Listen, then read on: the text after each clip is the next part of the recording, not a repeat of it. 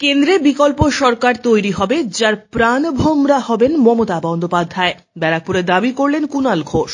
ব্যারাকপুর লোকসভা কেন্দ্রের তৃণমূল কংগ্রেস প্রার্থী পার্থ ভৌমিক ভোট প্রচারে এসে তৃণমূল কংগ্রেসের প্রাক্তন রাজ্য সাধারণ সম্পাদক তথা প্রাক্তন মুখপাত্র কুণাল ঘোষ দাবি করেন, কেন্দ্রে বিকল্প সরকার তৈরি হবে।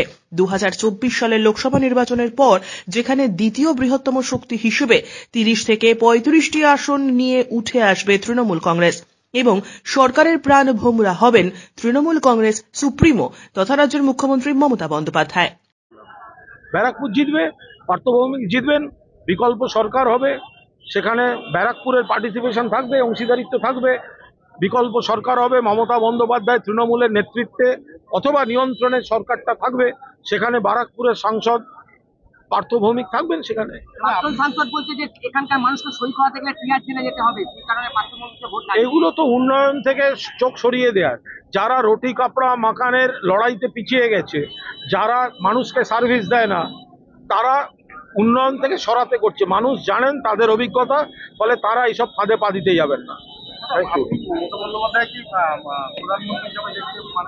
যে সরকারটা বিকল্প তৈরি হবে, বিকল্প সরকার যেটা তৈরি হবে, সেটা নিয়ন্ত্রক হবেন মমতা বন্দ্যোপাধ্যায়। সেটা যে ফরম্যাটেই হোক, 30 থেকে 35টা সিট পাবে তৃণমূল কংগ্রেস বিকল্প সরকারে, দ্বিতীয় বৃহত্তম শরিক দল, এবং সেই জায়গায় দাঁড়িয়ে মমতা বন্দ্যোপাধ্যায় দেশের মধ্যে সব থেকে জনপ্রিয় এবং বিশ্বাসযোগ্য মুখ।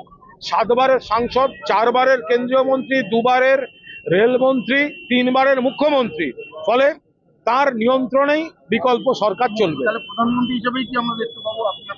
আমরা পরিষ্কার বলছি, নেতৃত্ব দিন বা নিয়ন্ত্রণ করুন, বিকল্প সরকারের প্রাণভোমরা থাকবে মমতা বন্দ্যোপাধ্যায় এবং তৃণমূল কংগ্রেসের হাতে।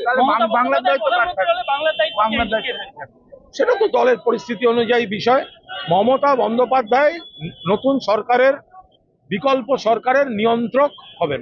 আপনি দলের কর্মী হিসেবে কাকে দেখতে চান? মুখ্যমন্ত্রী হিসেবে যদি? ব্যারাকপুর থেকে সৈকত গাঙ্গুলির প্রতিবেদন, চ্যানেল 24/7।